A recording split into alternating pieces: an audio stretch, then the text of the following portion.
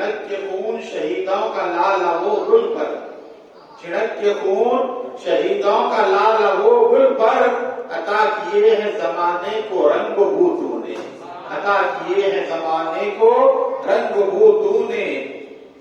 اور کہا اللہ کی کتاب ہے، اللہ کی کتاب ہے، قرآن ہے حسین۔ سمجھ میں آئے تو سبحان اللہ۔ اللہ کی کتاب ہے، قرآن ہے حسین، اسلام تیری روح تیری جان ہے حسین، اسلام تیری روح تیری جان ہے حسین۔ آئین ہے خدا کا، شریعت کا حکم ہے، آئین ہے خدا کا، شریعت کا حکم ہے، قانون ہے رسول تو فرمان ہے حسین، قانون ہے رسول تو فرمان ہے حسین۔ ذکر رسول ذکر خدا ذکر پنجتن، ذکر رسول ذکر خدا ذکر پنجتن، جس کا بھی ذکر کیجئے عنوان ہے حسین، جس کا بھی ذکر کیجئے عنوان ہے حسین۔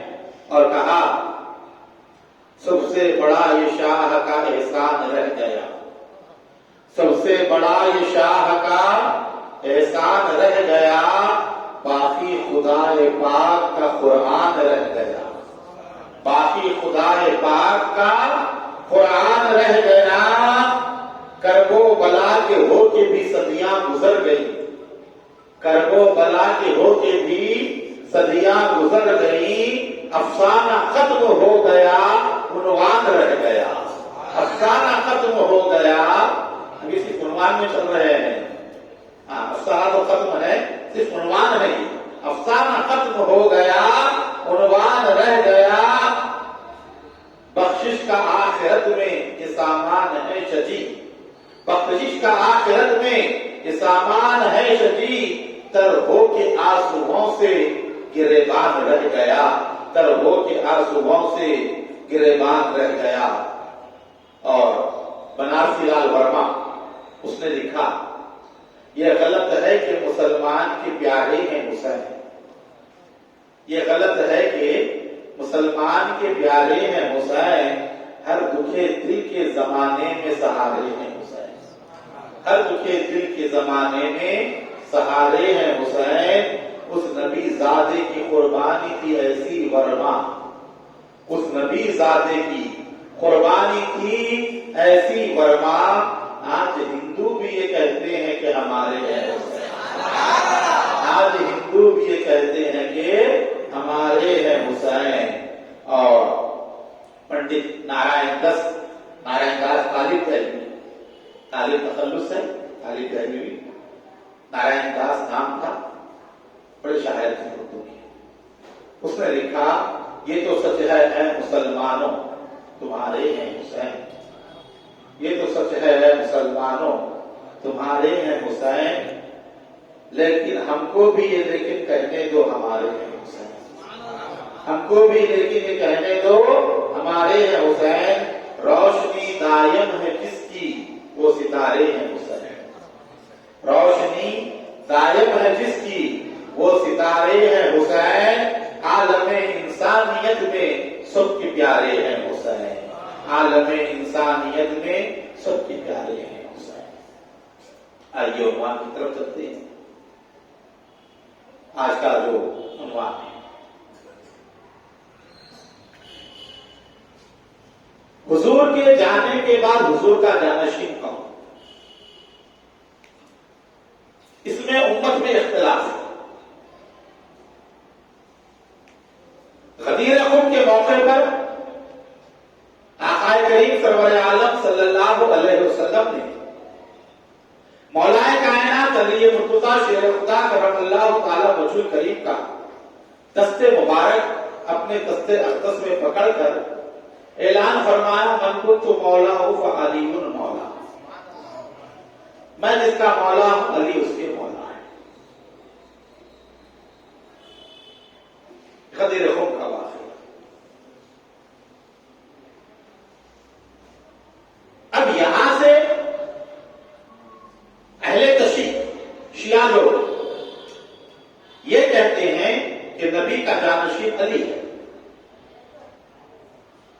نبی نے علی کو منتخب کیا. یہ اہل تشیع کا نظریہ ہے، یہ ان کا اپنا جو ہے خیال ہے کہ حضور نے اعلان فرمایا، مولا کہا، خلیفہ نہیں کہا. اور وہاں سے وہ لوگ امامت کے قائل ہیں. اہل سنت کے پاس خلافت ہے، سنیوں کے پاس نبوت کے بعد خلافت ہے، خلافت کے ہم لوگ قائل ہیں. اور شیعہ لوگوں کے پاس امامت کے قائل ہیں. وہ یہ کہتے ہیں کہ نبی نے اپنا جانشین بنایا علی کو. علی کو ہم امام اول سمجھتے ہیں. علی کے بعد حسن امام دوم، اس کے بعد امام سوم حسین، اس کے بعد امام زین العابدین، ان کے بعد امام باقر، ان کے بعد امام جعفر الصادق، ان کے بعد امام موسیٰ الکاظم، ان کے بعد امام علی موسیٰ الرضا، ان کے بعد امام محمد التقی، ان کے بعد امام علی النقی، ان کے بعد امام حسن العسکری. یہ 11 ہوئے. حسن العسکری کے ایک صاحبزادے تھے امام محمد المہدی. 5 سال کی عمر میں وہ روپوش ہوئے، لوگوں کی نظروں سے غائب ہوئے. اسے غیبت صغرا کہتے ہیں. اس کے بعد بھی کہتے ہیں کہ 100-150 سال تک جو ہے ان کے اور شیعوں کے درمیان ربط رہا، سفارت کا سلسلہ چلتا رہا. پھر اس کے بعد کسی نے امام کو نہیں دیکھا، کسی نے امام سے ملاقات نہیں کی.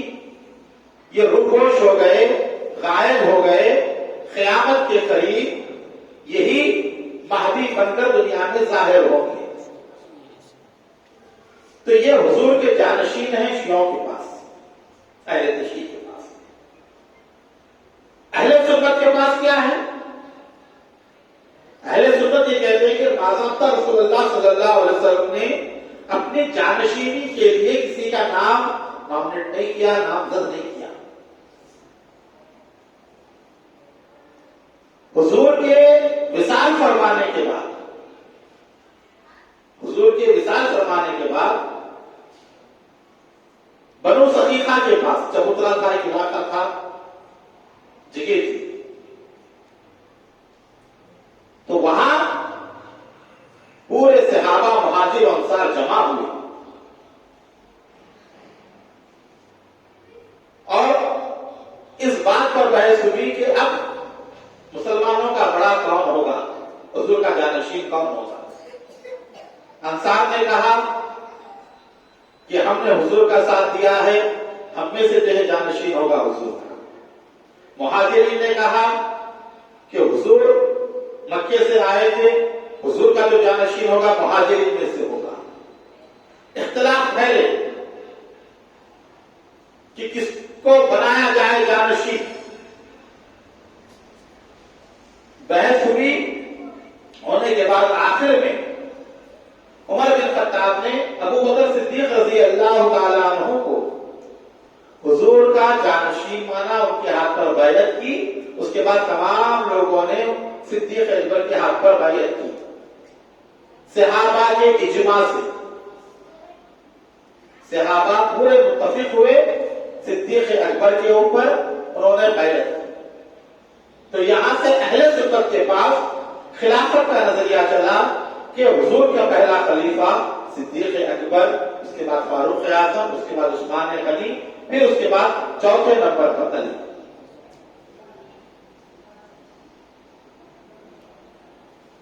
عمومی طور پر جو جھگڑے ہوتے ہیں، اختلافات جو ہوتے ہیں، میں بات سیدھی کر رہا ہوں، اس بات کو سمجھیے، سمجھ میں آئے گا. صوفیہ کا جو طریقہ ہے وہ سب سے بہتر طریقہ ہے. ہم تو یہ کہتے ہیں ان اختلافی مسائل میں صوفیہ اکرام نے جو روش اختیار کی ہے، یہ تو 1400 سال سے جھگڑے چل رہے شیعہ اور سنیوں کہ نبی کے بعد افضل کون. وہ کہتے ہیں علی ابو الفضل افضل ہے، اہل سنت کہتے ہیں کہ ابو بکر افضل ہے. کہ ان کے نزدیک حضور کے جانشین علی ہیں، ان کے نزدیک حضور کے جانشین صدیق اکبر ہے. اب اس میں تیسری ایک شرط نکلتی ہے. اہل سنت میں جو خلفاء کو مانتے ہیں ان میں بعض حضرات کا یہ نظریہ، وہ یہ کہتے ہیں کہ خلفاء راشدین میں حضرت علی سب سے افضل ہے.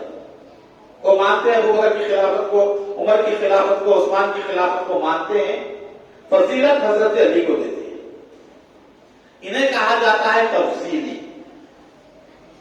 کیا کہتے ہیں؟ تفصیلی.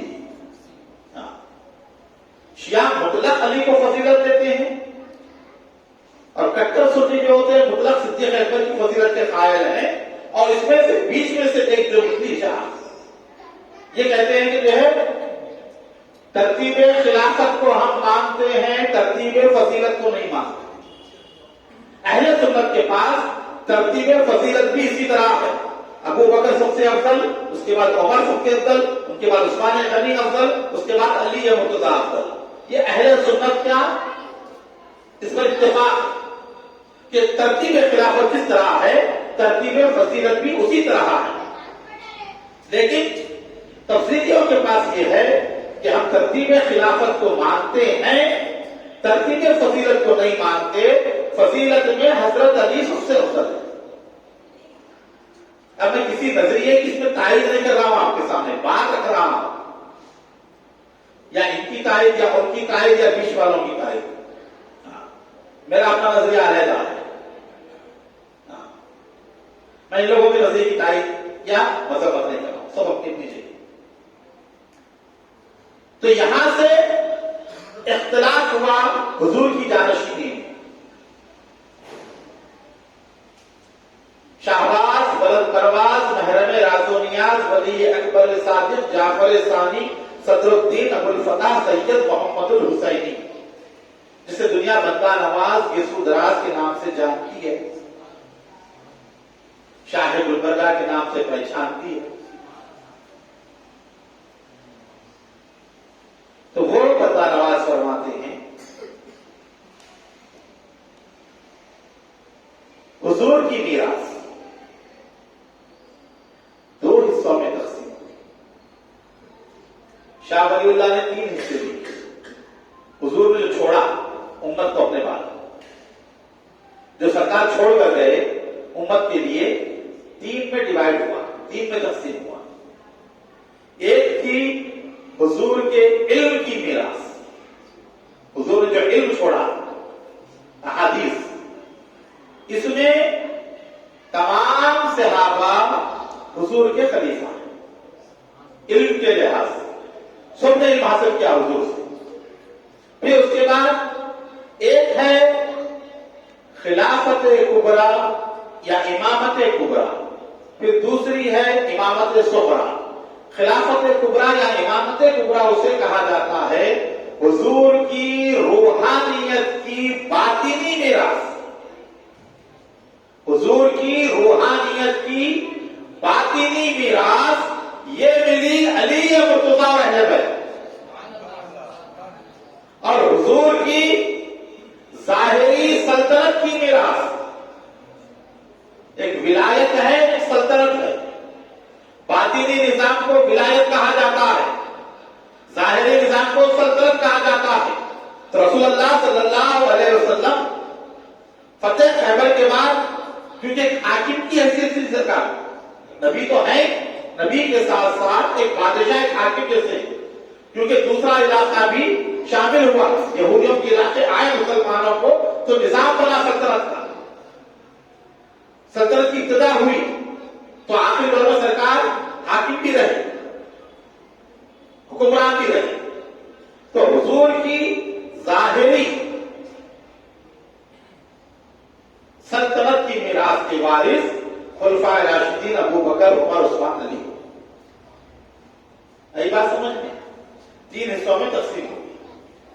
روحانیت اس میں علی سب سے پہلے خلیفہ، ظاہری میں علم ظاہر میں سلطنت میں ابو بکر پہلے خلیفہ، اور علم کے لحاظ سے جتنے صحابہ نے حضور سے علم حاصل کیا وہ سب کے سب حضور کے خلیفہ.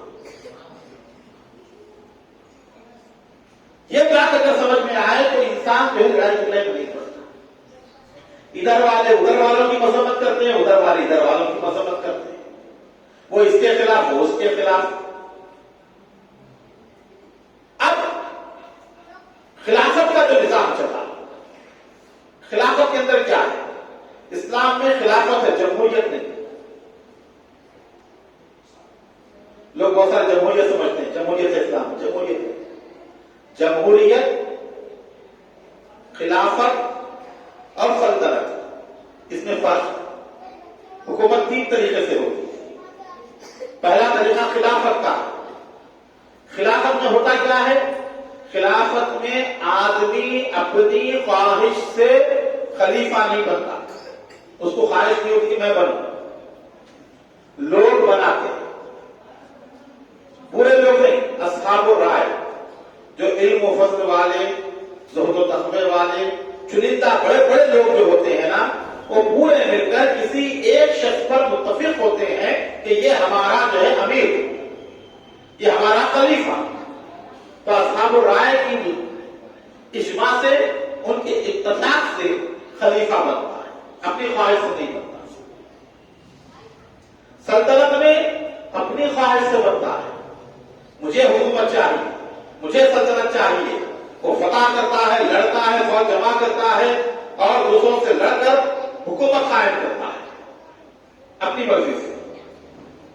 مغلوں کی حکومت رہی، بہمانی سلطنت کی حکومت رہی، آصف جاہی رہی۔ آصف جاہی لوگ کیا تھے؟ مغل سلطنت کے سپہ سالار تھے، میرے خبروں کے نام کی آصف جاہ اول۔ انہوں نے بغاوت کی مغلیہ سلطنت سے اور خود اپنی سلطنت قائم کر دی، آصف جاہی سلطنت نجد کے اندر۔ نظام الملک آصف جاہ اول، آصف جاہ دوم، آصف جاہ سات نظام چلے۔ تو ان کے جد اعلیٰ کون تھے؟ یہ تو میرے خبروں کے آصف جاہ اول مغلوں کے جو ہے سپہ سالار تھے، حکومت تو مغلوں کی تھی، انہوں نے غداری کی، انہوں نے خود اپنی حکومت کی بنیاد ڈالی۔ ٹیپو سلطان کے والد حیدر علی نے خود اپنی سلطنت کی بنیاد ڈالی، خود کوشش کی، خود جدوجہد کی اور خود جو ہے انہوں نے سلطنت قائم کی۔ بہمانی فیروز شاہ بہمانی نے خود جدوجہد کی، اپنی سلطنت قائم کی، لوگوں نے نہیں بنایا، خود سے بنے۔ یہ سلطنت کا نظام ہے۔ جمہوریت میں کیا ہوتا ہے؟ ووٹنگ ہوتی ہے، انتخابات ہوتے ہیں، پورے مل کر جو ہے ووٹ ڈالتے ہیں، ہر کسی کو ووٹ کا حق حاصل ہے۔ خلافت میں نہیں، خلافت میں صرف قابل ترین لوگ، پڑھے لکھے صاحب سمجھ لوگ جو اپنی رائے دیتے ہیں کہ اس کو بنایا جائے تو اس کو خلیفہ منتخب کیا جاتا ہے۔ اب یہاں پر جو آدمی زیادہ ووٹ لے گا وہ لیڈر بنے گا، ایم ایل اے بنے گا، ایم پی بنے گا اور حکومت کرے گا۔ جمہوریت میں کیا ہے؟ جمہوریت اسلام نے جگہ کسی ہے 8 پڑھے لکھے تعلیم یافتہ ایڈوکیٹڈ ایک آدمی کو ووٹ ڈالے، 9 ان پڑھ جاہل ایک آدمی کو ووٹ ڈالے، جیتے گا تو کون جیتے گا؟ ارے بولیے نا، حکومت کس کی ہوگی؟ جاہلوں کی ہوگی۔ 8 ہے پڑھے لکھے قابل ترین، اپنا ووٹ ڈالے۔ 9 لوگ ہیں جاہل ان پڑھ، وہ پورے میں ایک ووٹ ڈال دیے، جیتے کون؟ جاہل۔ حکومت کس کی بنی؟ اسی لیے اسلام میں یہ طریقہ، اسلام کہتا ہے جو قابل ترین لوگ ہوں، سمجھدار ہوں، وہ متفقہ طور پر کسی ایک کو منتخب کرے، اسی لیے خلافت کی اہمیت ہے۔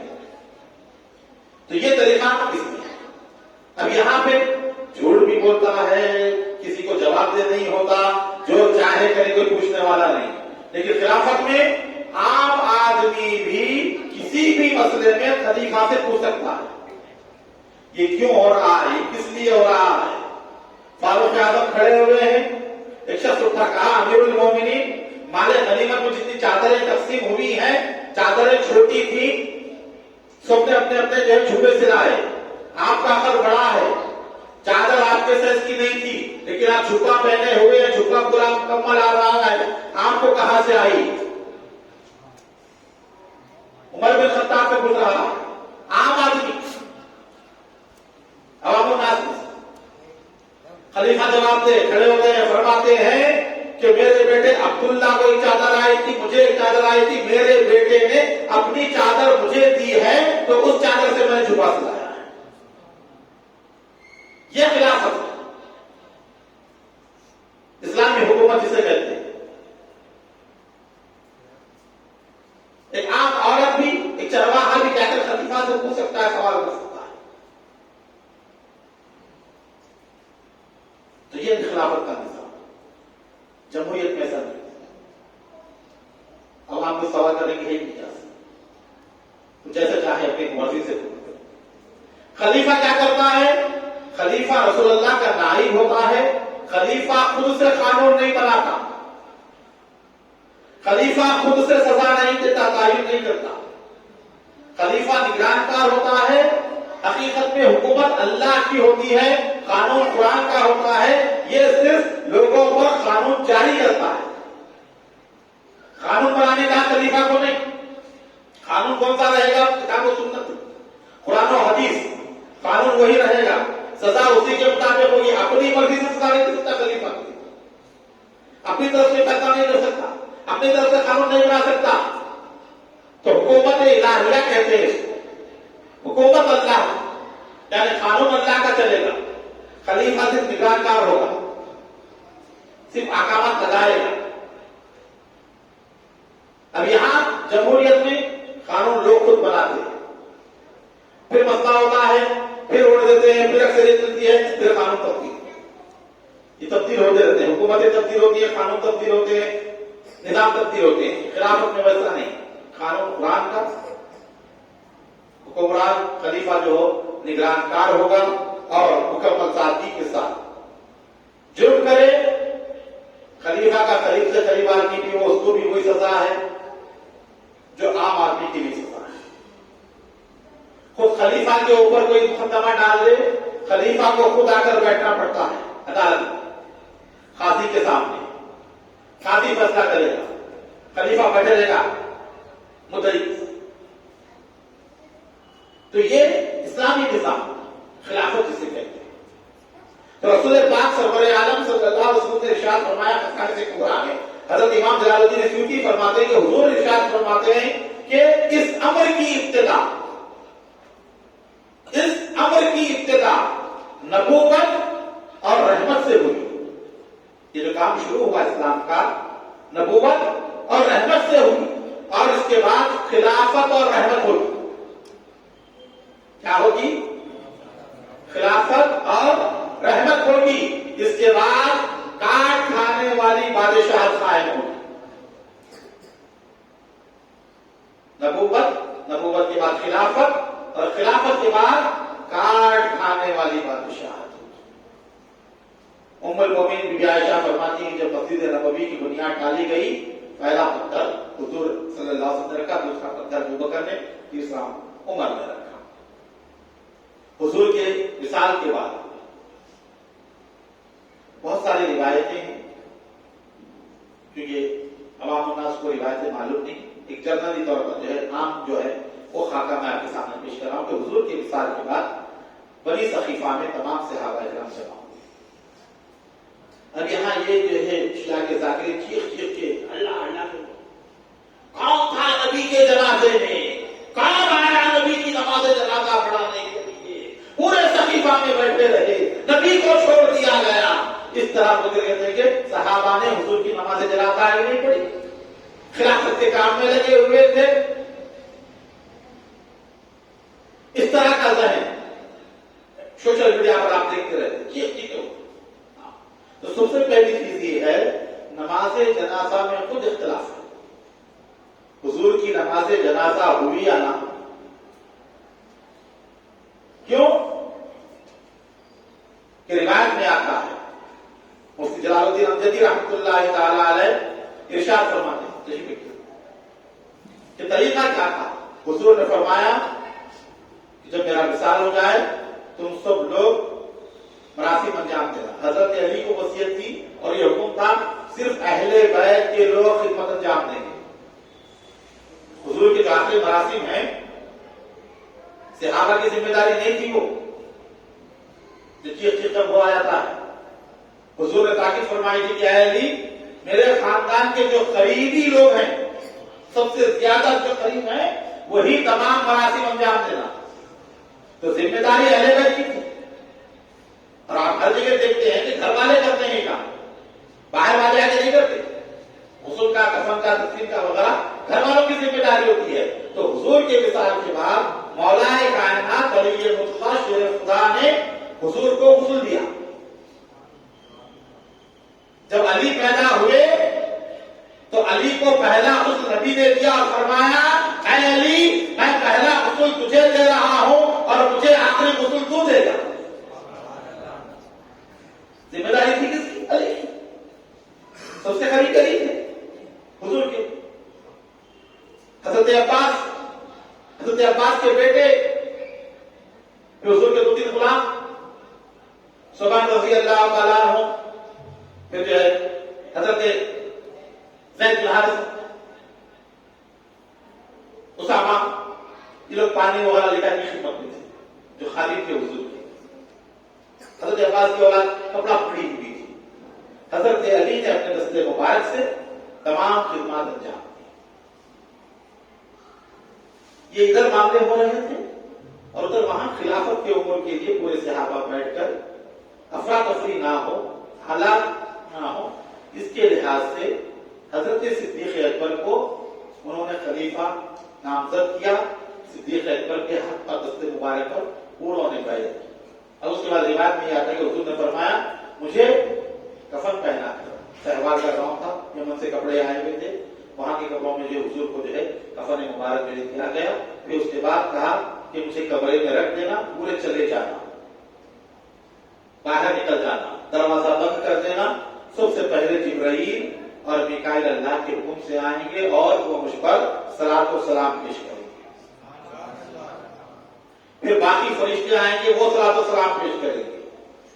پھر اس کے بعد تم لوگ جاب در جاب پہلے مرد حضرات آئیں گے، صلاۃ و سلام پیش کریں گے، چلے جائیں گے. تھوڑے تھوڑے جتنا کمرہ جتنا تھا کمرے کے لحاظ سے گزرائے بی بی عائشہ صدیقہ اس لحاظ سے آتے جائیں گے، جاتے جائیں گے. پھر اس کے بعد جو ہے بچے آئیں گے، وہ صلاۃ و سلام پڑھیں گے. پھر اس کے بعد عورتیں آئیں گی، وہ صلاۃ و سلام پڑھ کر چلی جائیں گی. یہ روایت اہل سنت کی کتابوں میں.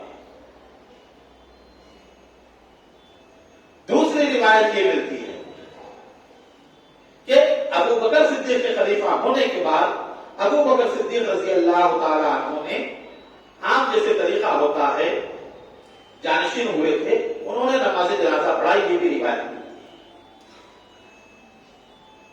اس کے خلاف ذمہ داری اہل بیت کی تھی، اہل بیت نے کی. صحابہ کو ذمہ داری تھی اس کام. ابھی شیخ جی کہتے کوئی نہیں تھا، کوئی نہیں تھا، ضرورت ہی نہیں تھی رہنے کی. مولا کائنات علی مطلق شیر خدا کرم اللہ تعالی کریم. پھر اس کے بعد اجلہ جو اہل بیت کے بزرگ تھے، حضرت عباس، عبداللہ بن عباس، حضرت قسم، حضرت فضل، یہ تمام لوگوں نے حضور کو جو ہے مزار مبارک میں اتارا. اور اس کے بعد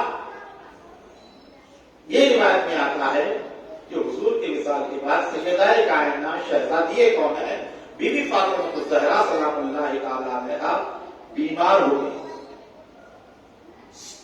6 مہینے بیمار رہی. ربیع الاول شریف میں وصال ہوگا، ربیع الثانی، جمادی الاول، جمادی الثانی، رجب، شعبان، رمضان. 6 مہینے وہ بیمار رہی. حضور کے فراق میں، حضور کی جدائی میں. بعض تو کہتے ہیں کہ وہ جنت البقیع میں کمرہ تھا، بیت الحزن جسے کہتے تھے، حضرت علی لے جا کر وہاں رکھتے، وہ رات بھر روتے بیٹھتے تھے حضور کے ساتھ. تو یہ معاملہ جو ہے ہوا بی بی فاطمہ کے ساتھ. سب سے چہیتی صاحبزادی تھی اور حضور کے وصال کے وقت یہ ایک ہی تھی صاحبزادی. حضور بھی بے انتہا محبت فرماتے تھے. وہ 6 مہینے ان کے رونے میں، طبیعت ناساز ہونے میں گزرے، جس کی بنا پر حضرت علی مرتضیٰ نے بیعت نہیں کی. جب وصال ہو گیا شہزادی کون ہے کا، اس کے بعد آ کر جو ہے صدیق اکبر کے دستے مبارک پر حضرت علی نے بیعت کی.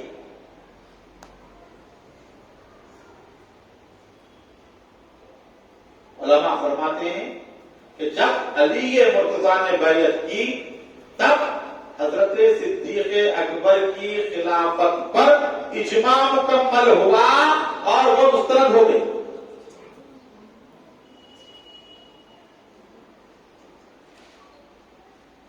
باتیں ہوئی وہاں پر. کہا کہ علی کیا ناراض ہو آپ؟ کہا کہ ناراض اللہ نے آپ کے حق میں فیصلہ کیا ہمیں منظور ہے، لیکن ہم اہل بیت تھے، ہمیں مشورے میں شامل نہیں کیا گیا. یہ الفاظ کہے تو نہیں، ہمیں مشورے میں شامل نہیں کیا گیا. ہم سے مشورہ کیے بغیر ہی جو ہے یہ چیزیں طے پائی خلافت کے امور. لیکن اللہ نے آپ کے لیے رد دیا ہے، ہم آپ کی خلافت کو مانتے ہیں. بہت ساری روایت ہیں اس طرح کی. تو حضرت ابوبکر صدیق رضی اللہ تعالیٰ عنہ کے جانشین بنے. صرف 2 سال چند مہینے آپ خلیفہ بنے. 2 سال چند مہینے. جب آپ کا وصال مبارک کا وقت قریب آیا، آپ نے اکابر صحابہ کے مشورے سے عمر بن خطاب کا نام پیش کیا خلافت کے لیے. ابھی ذہن میں رکھیں آپ، پہلا طریقہ کیا ہے خلافت کا کہ پورے لوگ مل کر جس پر جمع ہو جائیں وہ خلیفہ. ابھی دوسرا طریقہ ہے، اس میں ایک خلیفہ ایک حاکم جانے سے پہلے اپنے جانشین کو نامزد کرے کہ میرے بعد یہ جانشین نہیں ہے. حضرت ابوبکر صدیق نے کیا کیا؟ عمر بن خطاب کا نام پیش کیا. بعض لوگوں نے کہا بڑے سخت مزاج ہیں، آپ انہیں بنا رہے ہیں، سختی کریں گے. صدیق اکبر نے فرمایا جب ذمہ داری بڑھ جائے گی تو خود بخود اللہ نرمی عطا کر دے گا. پھر آپ نے کہا کہ اللہ میں نے جسے مناسب سمجھا، بہتر سمجھا، مسلمانوں کے لیے میں نے اسے منتخب کیا. آپ نے لکھ دیا، لکھ کر جو ہے آپ کا وصال ہوا. وصال کے بعد تمام صحابہ کرام نے بحیثیت جانشین پیغمبر خلیفہ دوم حضرت عمر کو جو ہے منتخب کیا. عمر بن خطاب رضی اللہ عنہ نے بے انتہا خدمت انجام دی. یہ خدمتیں نہیں بولتے، اسلام کی جو خدمت انجام دی ہے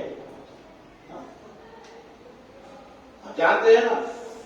ایک جو ہے شہد کی مکھی ہوتی ہے، اچھے ماحول میں رہتی ہے، پھولوں میں رہتی ہے اور شہد نکلتا ہے اس سے. ایک ہوتی ہے کچرے کی کنڈی پہ رہنے والی مکھی، خراب ماحول میں، گندگی کے ماحول میں رہتی ہے. آپ ہزار حسین ہوں گے، ہزار خوبصورت ہوں گے، وہ آپ کی خوبصورتی کو نہیں دیکھتی، آپ کے زخم کو دیکھتی ہے. سب چھوڑ کے کہاں بیٹھتی ہے؟ مقصد وہی ہوتا ہے اس کا، زخم.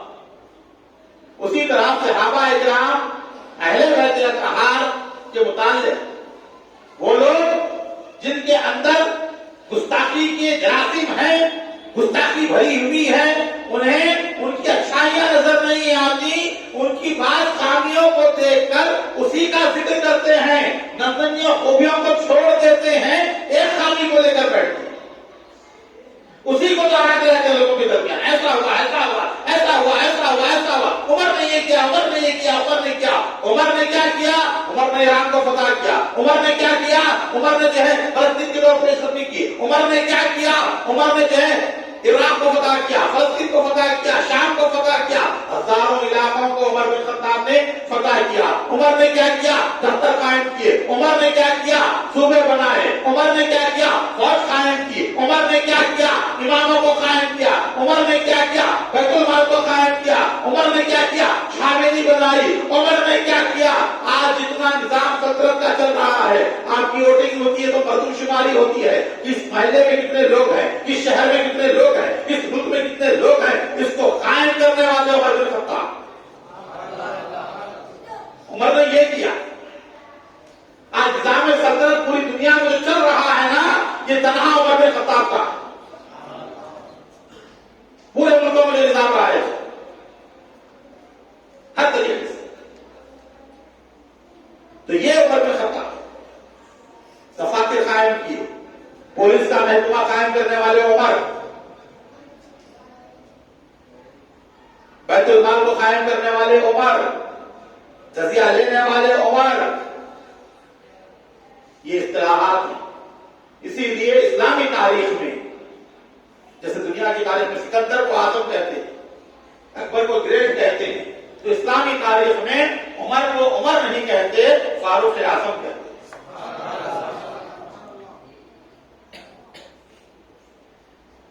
تو یہ عمر نے کیا. آج جتنے مسلم ملک نظر آ رہے ہیں کس نے فتح کیا؟ عمر بن خطاب نے. تراویح کا نظام کس نے قائم کیا؟ عمر بن خطاب نے. ہزاروں لوگ حافظ ہو رہے ہیں، حفظ کر رہے ہیں، کس کی وجہ سے؟ عمر بن خطاب کی وجہ سے. اگر تراویح کا نظم قائم نہ ہوتا کون حفظ کرتا؟ یہ عمر بن خطاب نے.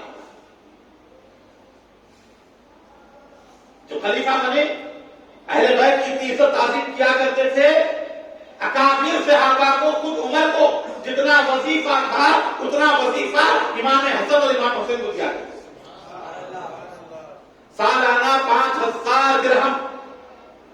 عمر کا بھی یہی وظیفہ تھا، بدر کے صحابہ کا بھی یہی وظیفہ تھا، امام حسن اور امام حسین کا بھی یہی وظیفہ تھا. یہ عمر بن خطاب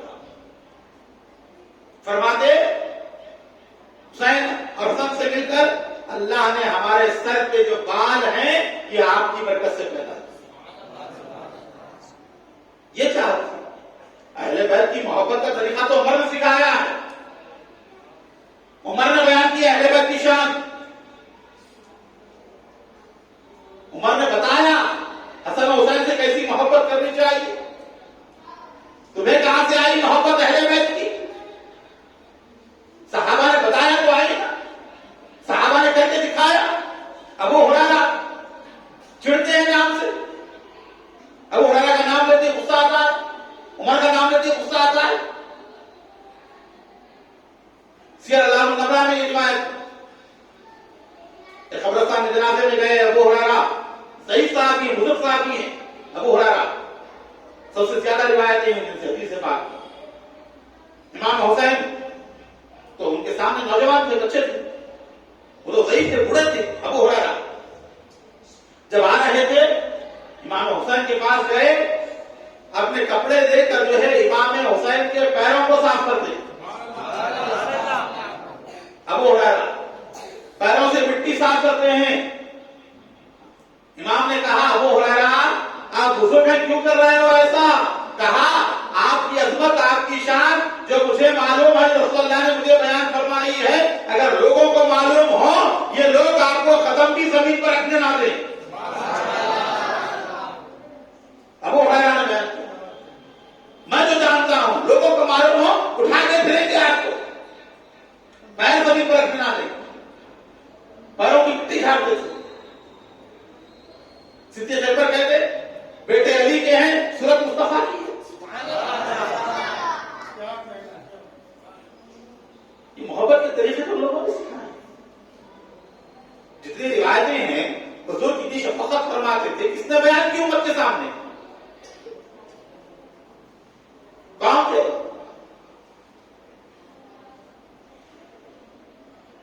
سب صحابہ تھے. صحابہ نے روایتیں بیان کی. 150-200 احادیث جو ہے اس کے اندر ہے. کس کی روایت سے؟ کوئی شیعہ راوی نہیں ہے، پورے صحابہ کرام کی روایت. اہل بیت کی شان کتنی؟ صرف احادیث. ہمارا اتنا مطالعہ ہے یہ تو اتنی ہے، ہمارے مطالعے سے ہٹی کتنی ہے وہ تو بیان نہیں کر سکتے. ہماری محدود نظر میں، ہمارے محدود مطالعے میں جتنی آئی اتنی احادیث پورے صحابہ کرام سے. معاذ بن جبل سے، انس بن مالک رضی اللہ عنہ سے، ابو ہریرہ رضی اللہ عنہ سے، عمر بن خطاب رضی اللہ تعالیٰ عنہ سے، ابو سعید الخدری رضی اللہ تعالیٰ عنہ سے، اسامہ بن زید رضی اللہ تعالیٰ عنہ سے. پورے اہل بیت کی شان کو بیان کیا امت کے سامنے صحابہ کرام نے. تو یہ حال ہی میں پاکستان کے شیعہ عالم دین کے اختر رحمی انتقال ہوا. جب اس میں ہوا مباحثہ کیو ٹی وی پہ، وہ خود یہ بولنے مجبور ہوئے بھائی ہمارے پاس اتنی روایتیں ہیں، وہ تو سب سنیوں کی کتابوں کی روایتیں ہیں. اہل بیت کے متعلق بخاری میں یہ ہے، مسلم میں یہ، ترمذی میں یہ، نسائی میں یہ، ابن ماجہ میں یہ، ہم وہی تو بیان کرتے ہیں، ہمارے پاس کہاں سے؟ تو صحابہ نے بیان، تو صحابہ کی خدمت،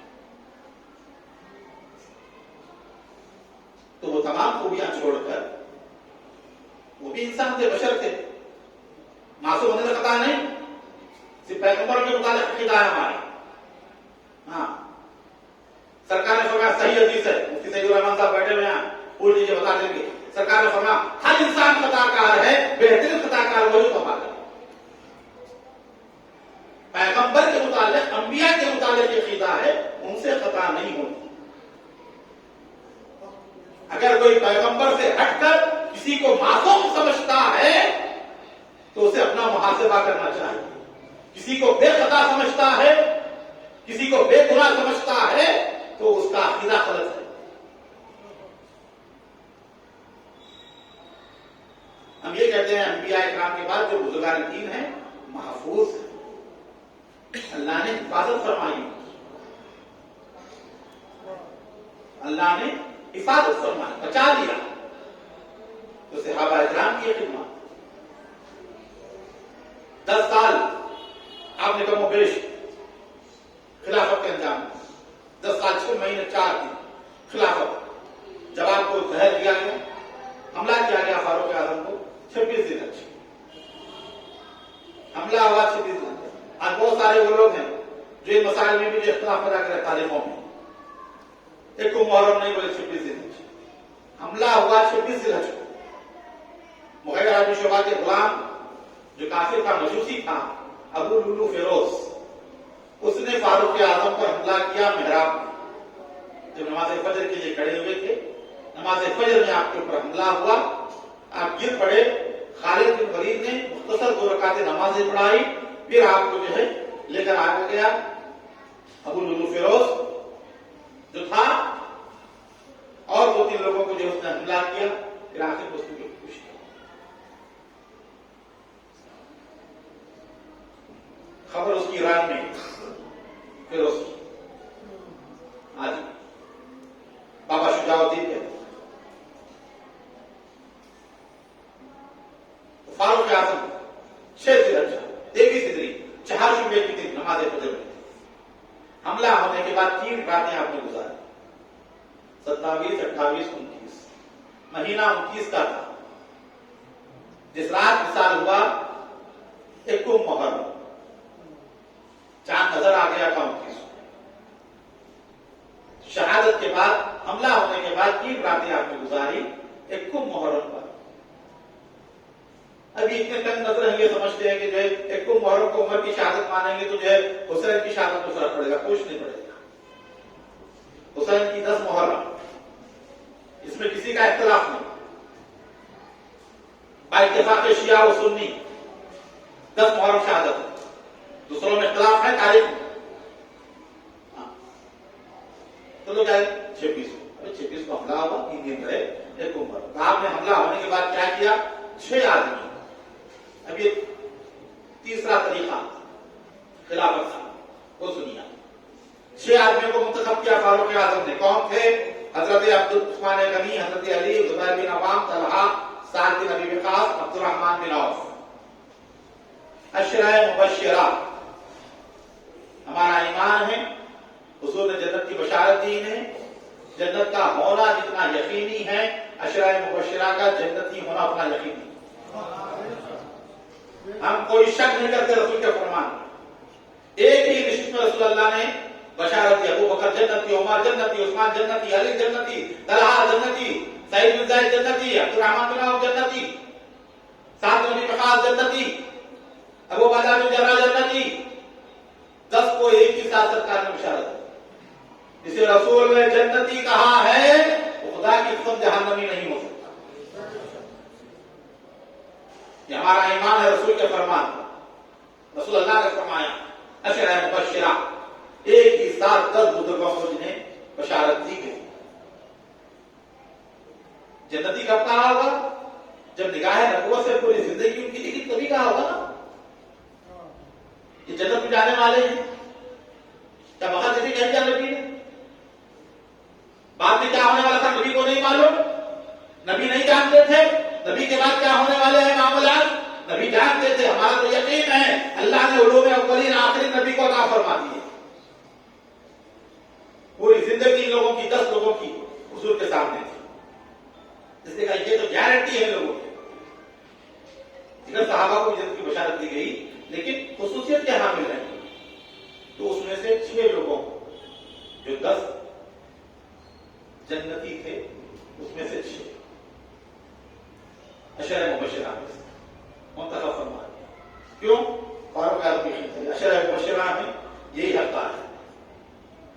حضور نے بشارت دی کہا کہ 6 لوگوں میں سے کسی ایک کو منتخب کرو میرے بعد. مثال ہوا 10 سال 6 مہینے 4 دن امور خلاف کو انجام دے کر 63 سال کی عمر میں شہادت پا. 4 خلفاء اہل سنت کے پاس ہیں. یہ بھی دیکھیے ابو بکر کی عمر بھی 63 سال، حضور کی بھی 63 سال، ابو بکر بھی 63 سال، عمر بھی 63 سال، علی مرتضیٰ بھی 63 سال. صرف عثمان غنی کی مجھے زیادہ ہو، باقی تینوں خلفاء 63 سال کی. تو اس کے بعد کیا ہوا؟ شہادت کے 3 روز بعد، کیونکہ 3 دن غم کے تو اس میں نہیں ہوا. 3 دن کے بعد پورے جمع ہوئے خلیفہ کے انتخاب کے لیے. کیا کیا جائے؟ عبد الرحمن بن عوف نے کہا، تجویز رکھی اب 6 میں سے منتخب کرنا ہے. کیسے کریں؟ 3 آدمی 3 کو اپنا حق دے دیں، 3 نکل جائے، 3 کیش میں دستبردار ہو جائے، 3 ہٹ جائیں دستبردار ہو کر. تو اس میں کیا ہوا کہ حضرت زبیر نے حضرت علی کو اپنا حق دے دیا. زبیر نکل گئے انتخاب سے. حضرت سعد بن ابی وقاص نے عبد الرحمن بن عوف کو اپنا حق دے دیا. یہ ہے صحابہ. دنیا دار ہوتے کہتے بھائی کیوں ہٹو، چانس ہے تو خلیفہ بننے کا موقع ہے، کوئی ہٹتا نہیں. اتنی بڑی سلطنت، پورے مسلمانوں کا امیر ہونا، یہ ہٹ رہے ہیں، حق دے رہے ہیں. یہ ہے حساب. دنیا دار ہوتا تو کہتا کیوں ہٹو میں، تم ہٹو، ہٹنا ہے تو 6 میں سے کیا انتخاب، کوئی ہٹنے کے لیے تیار نہ ہوتا. ہٹ گئے. حضرت طلحہ نے عثمان غنی کو اپنا حق دے کر دستبردار ہو گئے. اب 3 ہوئے، حضرت عثمان، حضرت علی، حضرت عبد الرحمن بن عوف. پھر اس کے بعد دیکھیے عبد الرحمن بن عوف نے کہا میں ہٹ جاتا ہوں 2 عام، میں اپنے لیے پسند نہیں کرتا خلاف، میں نہیں چاہتا. یہ ہے ذمہ داری. یہ تو دور بھاگتے تھے، ان پر الزام دے رہے ہیں میری بھگت ہو گئی. مل جل کر جو خلافت کا مسئلہ طے کر لیے. ابو بکر نے کہا تم مجھے منتخب کر دو، میں مرنے سے پہلے تمہیں منتخب کر دوں گا. ارے یہاں تو جب ہو رہا ہے کہہ رہے ہیں کہ نہیں کرتے ہم. ہٹ گئے. 2 بچے عثمان اور علی میں مقابلہ. اب عبد الرحمن بن عوف نے کہا رضی اللہ تعالیٰ عنہ آپ میں سے جو دستبردار ہوگا میں اسے خلیفہ منتخب کروں گا. نئی بات سمجھ میں، دماغ حاضر رکھے سن. 2 بیٹھے ہوئے ہیں، 2 میں سے جو چھوڑے گا یہ مقابلے سے ہٹ جائے گا، خلیفہ وہ ہوگا. 2 بھی نہیں چھوڑتے. کیا مطلب سمجھ میں آ رہی بات؟ جو ہٹ جائے گا 2 میں سے اس کو ہٹنے والے کو خلیفہ بنائیں گے. تو نہ علی ہٹے نہ عثمان ہٹے. مطلب کیا کہ دونوں بھی بننا نہیں چاہ رہے تھے، ہٹیں گے تو بننے والے تھے. نہ علی ہٹے نہ عثمان ہٹے. اب دیکھا دونوں نہیں ہٹ رہے ہیں، منتخب کرنا ہے. تو کہا کہ یہ کام مجھ پر چھوڑ دو، میں منتخب کروں گا. پھر انہوں نے کئی لوگوں سے مشورہ کیا. اس کے بعد عثمان غنی رضی اللہ عنہ کے ہاتھ پر بیعت وعدہ دے دیا، اے علی اگر میں تمہارے ہاتھ پر بیعت کروں گا تو عثمان کا تم بات بیعت کرو گے؟ کہا ٹھیک ہے. تاکہ عثمان کے ہاتھ میں تم وہی تم بیعت کرو گے؟ کہا ٹھیک ہے. رضامندی کا اظہار ہوا. تو حضرت عبد الرحمن بن عوف رضی اللہ تعالیٰ عنہ کیا حضرت سیدنا عثمان غنی کے دست مبارک پر بیعت کی. اس کے بعد حضرت علی نے بیعت کی, تمام صحابہ نے بیعت کی. اس طرح عثمان غنی خلیفہ منتخب ہوئی. یہ نظام خلافت کا بتا رہا ہوں میں آپ کو, تاکہ یزید کی جو جانشینی ہے وہ سمجھ میں آئے آپ کو. اس کو رکھیے آپ غور سے. پھر اس کے بعد یزید کا جو انتخاب ہے وہ سمجھ میں آئے گا. پھر اس کے بعد عثمان غنی نے 12 سال امور خلافت انجام دیے. 18 ذی الحجہ 35 ہجری 82 سال کی عمر مبارک میں شہادت ہوئی. 6000 بلوائی آئے باقی جو بصرہ یمن کوفہ سے آئے تھے 2000 گھر کو گھیرے رہا. صحابہ نے کہا حکم دیجیے ہم لڑیں گے. دنیا کے لیے کوئی حکومت کرنے والا ہوتا اپنی خلافت بچانے کے لیے, اپنی حکومت بچانے کے لیے لڑوا دیتا, قتل کروا دیتا. آپ نے کہا نہیں, یہ رسول اللہ کا شہر ہے, یا خون ریزی نہیں ہوگی عثمان کی وجہ سے. سب تلوار چھوڑ دے. یہ ہے آدمی اپنی جان بچانا چاہتا ہے, مال بچانا چاہتا ہے, حکومت بچانا چاہتا ہے. کہہ رہے کہ نہیں, عثمان کی وجہ سے, خلافت کی وجہ سے یہاں خون ریزی نہیں ہوگی. صحابہ کرام خاموش.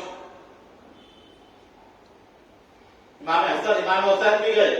امام حسن نے کہا امیر المومنین آپ حکم دیجیے, آپ امیر المومنین ہیں, آپ تلوار اٹھائیں گے, لڑیں گے ان باقیوں سے. جو آگے گھیرے میں مطالبہ کر رہے ہیں سلطنت خلافت چھوڑ دو, ہٹ جاؤ خلافت سے. کہا کہ نہیں, میں نہیں چاہتا کہ میری وجہ سے کسی کا خون یہاں بہے. یہ حرمت والا شہر ہے, حرم مدینہ. روایت میں تھا کہ آپ کے غلاموں کی تعداد ایک فوج کے برابر تھی. غلاموں کی تعداد. غلام آگے کھڑے ہوئے, صحابہ کو نہیں دیا آپ نے موقع, ہم تو غلام ہیں, ہم لڑیں گے, دفاع کریں گے. کیا اعلان کیا؟ لاؤ گئی تھی مثال. فرمایا جو تلوار رکھ دے گا وہ آزاد. غلاموں کو آزاد کر دیا آپ نے, پورے غلام آزاد کر دیے. سرکار عثمان غنی رضی اللہ عنہ. تب مولا کائنات امیر المومنین اسد اللہ الغالب مظہر العجائب والغرائب امام المشارق والمغارب علی ابن ابی طالب نے کیا کہا کہ حسن و حسین جا کر کھڑے ہو جاؤ دروازے پر, عثمان کی حفاظت کرنا. خالو ہو گئے عثمان غنی حسن حسین کے. خالو ہے نا, دوہرے خالو, ذوالنورین, تو بیٹیاں رسول اللہ کی. قرآن کہہ رہا ہے کہ اے نبی کی بیٹیوں, اب یہ لوگ کہہ رہے ہیں کہ نبی کی بیٹیاں نہیں تھیں, بنات کہا گیا. جمع کا صیغہ قرآن استعمال کر رہا ہے. قرآن نے کہا کہ اے نبی کی بیویوں, نبی کی بیٹیوں. سورہ احزاب میں یہ نہیں مانتے, نبی کی بیٹیاں نہیں تھی. ابھی ان کی روایت سے ہی قرآن کی آیت سے بنات کا لفظ ہے, اور جمع کا صیغہ اس کے لیے 3 کو ہونا ضروری ہے. حضرت بیٹھے ہوئے پوچھ سکتے ہیں آپ, عربی میں جو ہوتا ہے واحد, تثنیہ اور جمع, ایک کے لیے ایک کہتے ہیں, 2 کے لیے الگ کہتے ہیں, 3 کے لیے الگ کہتے ہیں. 3 ہو تو جمع ہوتی. اور بنات کہا گیا, بناتے تھے کی بات حضور کی صاحبزادیاں. قرآن تو یہ کہہ رہا ہے اپنے خبر دار اتنی عمر تھی, اتنے میں اتنا, اتنے میں اتنا, اتنے میں اتنا. ارے قرآن کے سامنے تمام عقلیں بیکار. عقل کی نہیں سنیں گے, قرآن کی سنیں گے. تو سرکار مدینہ صلی اللہ علیہ وسلم کتاب تاریخ ہے. حضرت امام حسن امام حسین کھڑے رہے تلوار لے کر عثمان غنی کے دروازے پر, جب تک دونوں شہزادے کھڑے رہے. کسی بلوائی کی, کسی باغی کی ہمت نہ ہوئی عثمان کے گھر کے اندر داخل ہونے. حملہ ہوا